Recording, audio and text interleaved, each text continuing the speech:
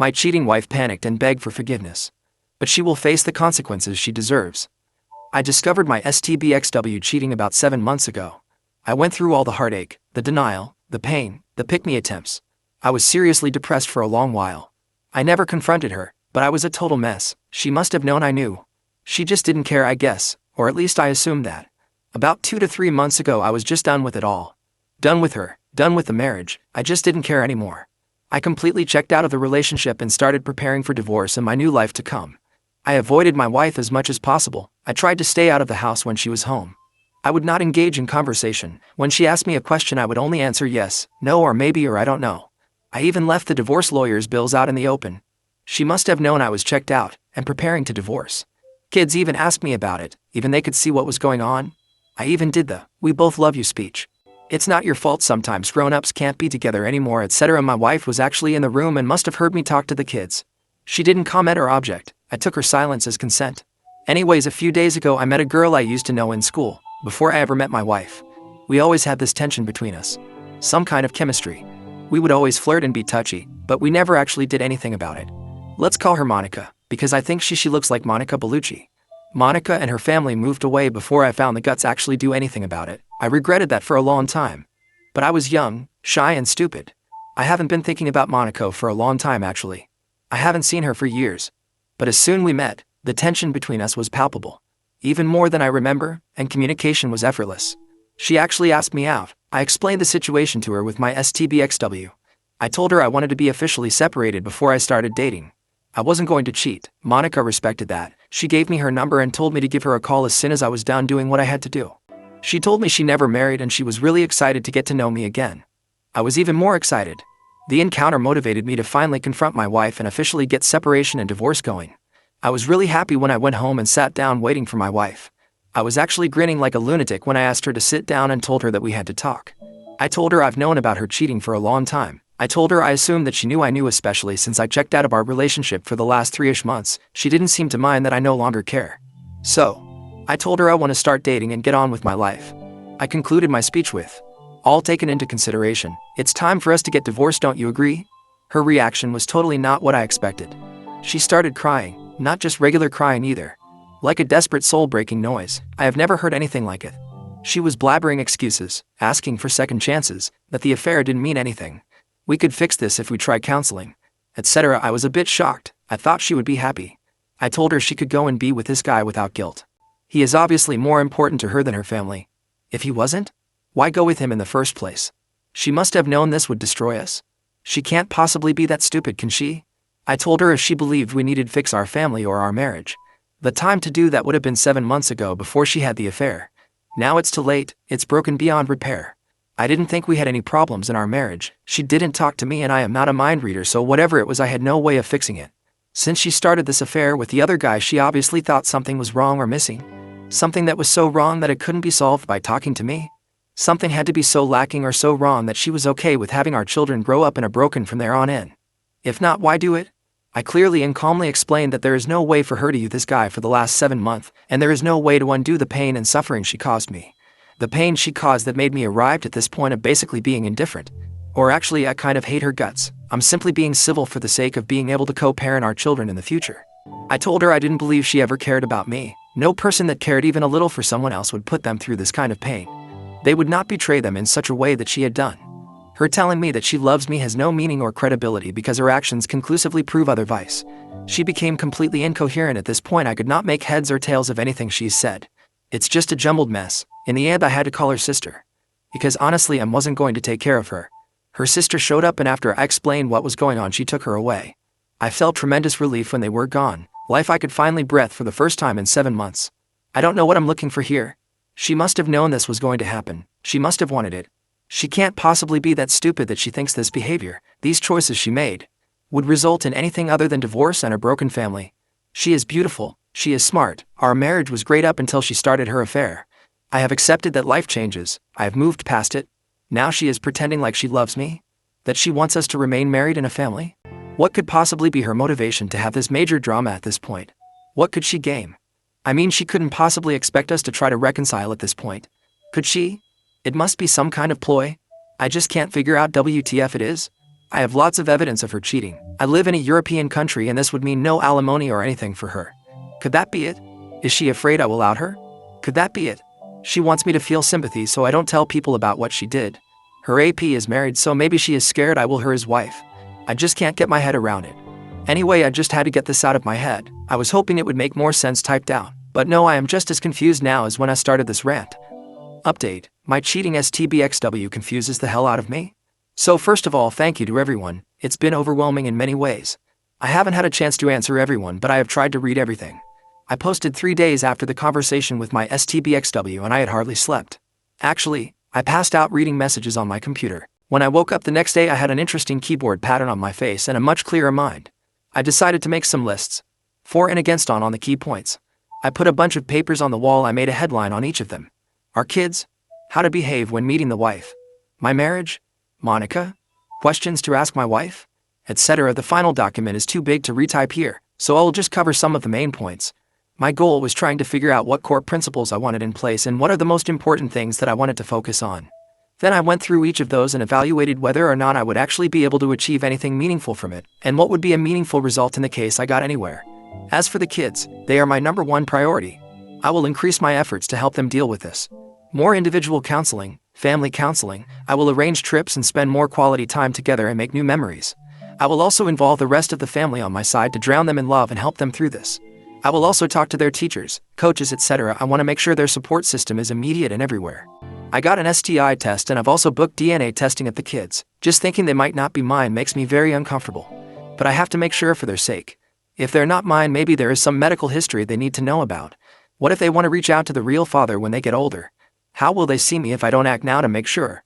Hopefully they are mine and I will be stressed until I get it confirmed one way or the other. After talking alone to their therapist first, they joined us and we explained everything carefully and let them ask as many questions as they wanted. I repeated over and over and over again that they could come to me with anything. I am their dad. I love them more than anything and I will always, always be there for them. Whatever they need, no matter what. As for my marriage, I came to the conclusion that I can never trust my wife again. Without trust, it's not possible to have a relationship. I also came to the conclusion that I do not love my wife. I don't love the person she has become. My love for her used a very big part of me, but she killed that with the affair. It totally changed my perception of her. Maybe I could learn to love her again, but to be able to do that I would have to want that. And TBH, I don't want to. Better to end it and get on with our lives. I no longer want this marriage. I don't want our relationship. I don't want her. The part of me that loved her, the part of me that used to feel endless joy and happiness when thinking about her, that now fills me with dread and memories of pain. Actually, any thought of association with her causes me serious discomfort at the moment. Divorce is inevitable, I think, and I want to get it done as soon as possible. As for Monica, I talked a lot to her. I had some concerns based on the feedback I had here on Reddit. Maybe it wasn't such a good idea to jump into a new relationship. I also didn't want to bring her into my mess, and let's face it, my life is a total mess at the moment. She disagreed. She said life is messy, might as well see how we deal with that together while dating. I found out why she never married. She was engaged actually. Her fiancé died unexpectedly in a work accident almost 5 years ago. This devastated her, and even though she had gone on a few dates since, she had not been able to form a connection with anyone. From her perspective, life is short and you have to take risks whenever a true opportunity presents itself. I explain how I don't want to start anything until after the divorce is official.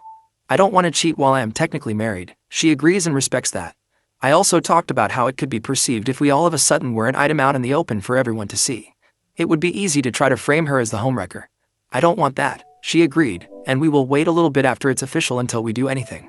I feel incredibly drawn to Monica. This phone call is a borderline emotional affair in my mind, so I will not contact her again until I am done with legal separation. We agreed that I would get my affairs in order and contact her when I was ready, and we would see what we do then. When it came to planning the meeting with my wife, I wrote down some principles on who I want to be. I would make every effort in my meeting with her to try to be that man, the man I used to be before all this. I decided I needed to stay calm. I would make every effort not to be cruel. I would keep in mind that the purpose of this conversation was to move on with our life. The purpose was to be able to co-parent as good as possible for our kids. Still, I prepared a list of questions to try to understand her thinking to have this affair, and also what she was thinking about moving forward. I was not going to be deceitful. I was not going to give her false hope that there was a chance to reconcile just to get a post-nup or some benefit in divorce. I have decided to act as fairly as possible. I will divide all assets with her equally. We will have 50-50 custody. Even though she has acted terribly towards me, I will not use her as a role model. I will act so I can stand by my actions today, tomorrow, and 20 years from now. I hate her for what she did to me, what she did to us, to our children. But I love the memories of the good times we had together, while it lasted. And I love our children that we created and raised together. I will try to remember her in this light moving forward, not her cheating.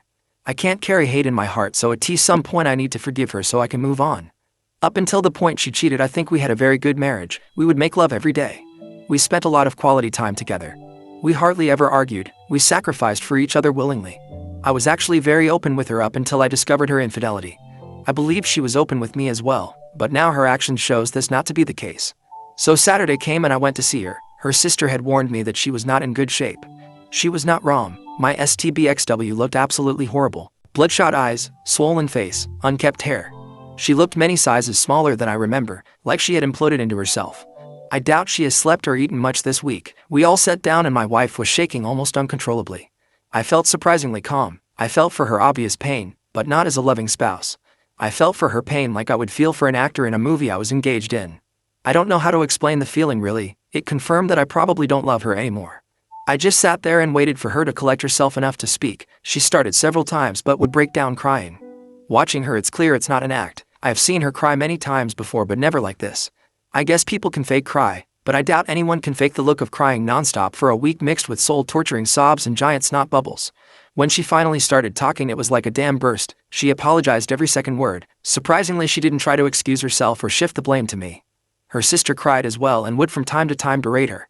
It also became clear that her sister had warned her this would happen. Apparently, it's how her sister lost her fiancé a year back. I didn't know that. Her sister's cheating gave my wife a midlife crisis of sorts. She started to think about cheating a lot. In the end, it seems she did this because she got infatuated/a crush on the guy and couldn't help herself. She never believed I would find out, or that anyone would get hurt. It was a completely selfish thing. She was apparently very happy in our marriage. She convinced herself that she deserves this fling and that I probably supported her choice if I knew how happy she was at the time. She convinced herself that this affair would pass and we would all go back to living happy family lives ever after.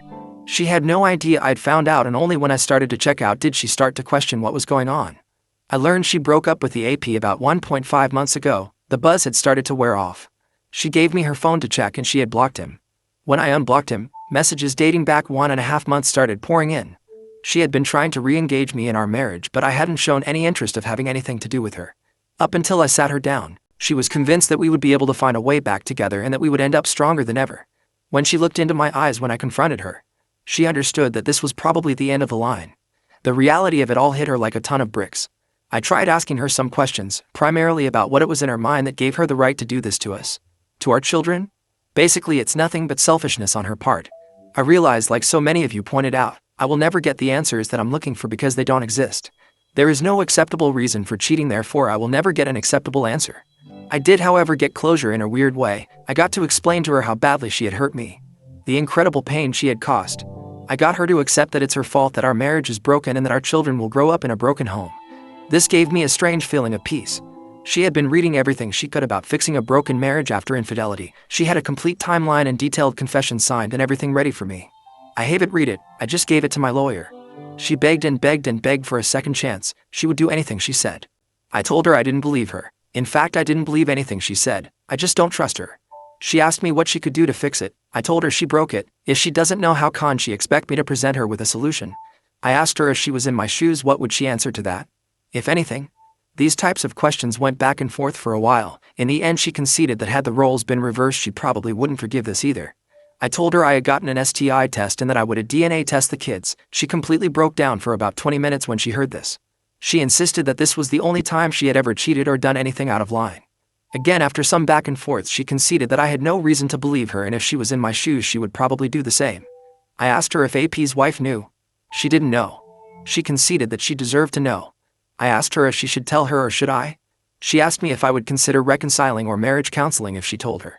I told her no, but I said it would help her regain a tiny bit of respect in my eyes. She promised to tell the AP's wife, and everybody else. She would go to HR as well and confess everything. Again, I told her I don't really believe her. She swore she would never be with anyone else and that she would never give up on getting back with me, even if it took the rest of her life. I didn't believe her, but I didn't say anything. It was getting redundant at this point. She offered me a one-sided open marriage, access to all her communication, 24/7 availability. I told her that I had talked to Monica, and that I am waiting because I don't want to cheat. I don't want to be in an open relationship. It would hurt her if we did that, and I don't want to hurt other people like she hurt me.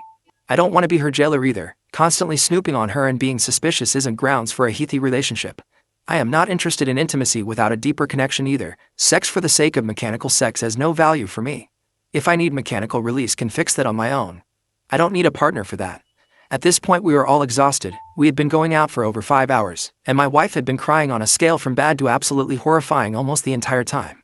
We weren't going to get any further on this. It was done. I told her very clearly that the love I used to have for her had died. I didn't recognize the person she had become anymore. Our family had died by her hand and that I would go through with divorce. I told her she could not undo what she has done. The only way to avoid this result would have been to not start the affair 7 months ago. I didn't want our marriage back. I didn't want her back.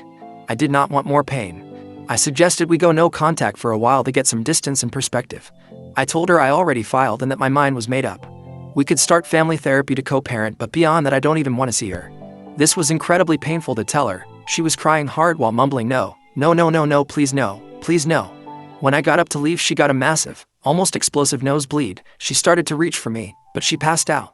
I managed to catch her before she hit the floor. I drove her and her sister to the ER and stayed until I learned she would be okay. Last night and today STBXW has been telling everyone what she has done. The AP's wife called me this morning to get confirmation that what my wife had told her was true. I sent her copies of some of the evidence. I just learned she kicked her husband out. She wants to meet and look at more of the evidence. She has been suspecting for a long time but haven't had anything solid. I suggested we sit down for dinner tomorrow. She had a need to talk and asked if we could talk on the phone. I don't know if I can take that on right now. I told her maybe later. I freely admit I am feeling like a piece of S. I haven't been able to sleep. Cracks are forming in my resolve. I know I must stay strong, but it's very hard. Why do I feel so guilty? Why do I feel responsible to try to fix this? We may be able to fool ourselves for a while, but it will most likely not work long term. Some of her friends and relatives have been calling me up and cursing me out. They think I should give her a second chance. But in my mind I am thinking, why drag out the pain? Better to get it over with so we can start to heal and build new lives. So that's it. Nothing spectacular. No revenge, no resolve, no peace. No happy ending, just more pain for all of us. My mind is in a very dark place right now. I don't know what to do, to be honest.